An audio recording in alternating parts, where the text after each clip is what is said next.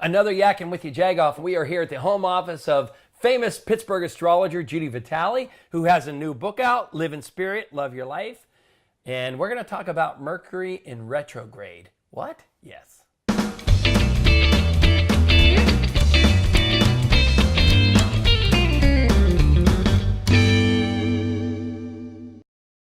So, Judi, thanks for welcoming us to your home, your office. Very welcome. Yeah. And first of all, we met through Frank, through the Jagoff podcast, Frank Mergy, and we talked about this thing called Mercury retrograde. Right. When your whole life is completely disrupted. It's not quite that bad, but it's bad. Can you explain that? Well, Mercury is the planet that is in charge of communication. And in astrology, we talk about that, how the planets affect life on Earth. That's really what we do. And so when Mercury looks as though it's on the parkway, going in the same direction as us, but moving not as fast as we are, so it looks like it's moving backwards. And so then it kind of goes on vacation. So because Mercury is in charge of communication, all the things like your computer gets messed up, your cell phone gets fried, the refrigerator breaks, the car doesn't work anymore, there are traffic jams all over the place, you can't remember where you left your keys, your glasses crack in half, all kinds of stuff happens. Like anything that has to do with changing images into information so that can be passed on to another person. And it's about a 3-week period, and it happens around 3 times a year. And you're not you don't just make things up. You worked in New York City, you've written for major magazines. I'm actually a certified, or some people will call it certifiable astrologer. Yeah. I actually worked harder on that than I did on my first master's degree. Oh, wow. I would have to say that. Yeah. You have to learn how to calculate. You have to learn how to work a chart backwards. I look at the events in your life and figure out what time you were born. I mean, it's like you have to learn so much. It really is. But it was fascinating to me, so I had fun doing it. Yeah. So let's get to the meat of the order here. You're an astrologist, but you're using that to help people, right? I am, and I've been doing that for around 35 years. So recently, I've acquired some new skills. One of them is clinical hypnosis, and the other one is transpersonal coaching. So now I no longer have to look at my client and say, gee, I see that you have a problem in a certain area of your life. Let me refer you.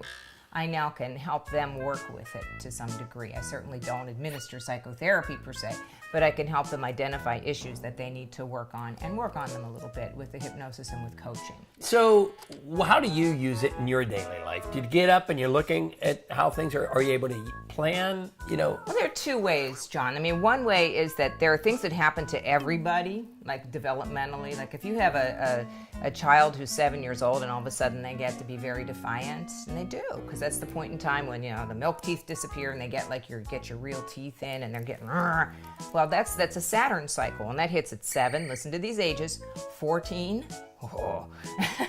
21 when we think we know everything, and 28 to 30 where we know we don't know everything. But everybody has a life crisis around there, and there's several of these planetary cycles, and everybody goes through them. So understanding what you're supposed to be learning through the lesson, and then knowing that an end is coming to the confusing time is always useful. So let's go back to the life coaching thing. You have a drum here.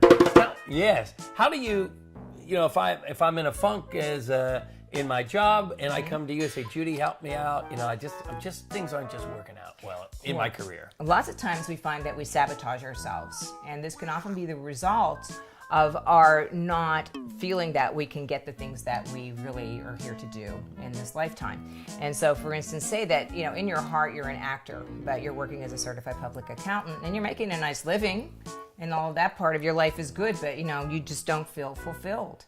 And you go back in time. Usually this is where the clinical hypnosis comes in. I'll use that to go back in time and get to the source of that feeling of not being fulfilled. When was that time? Where is it in your body? And we work with all kinds of different spiritual systems in the body. And then we find that there's usually a time when it's useful for them to have an emotional release. And when you can create a communication between what's going on in the unconscious mind and the conscious mind, then you can overcome those bad messages from the past and recreate it so you have a happy future. Okay? So we use the drum as a way to say, well, yeah, that makes me feel happy. That makes me feel a little nervous.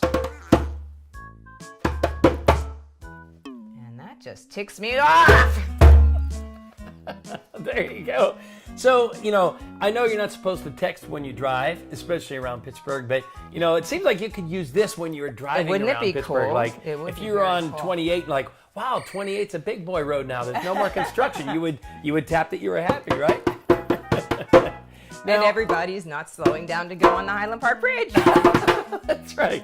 And what if you were on the Fort Pitt Bridge coming out of the Fort Pitt Tunnel and somebody's trying to get over 4 lanes? How does that work out? Whoever designed this road had your head up your anus! Get Jagoff! Excellent.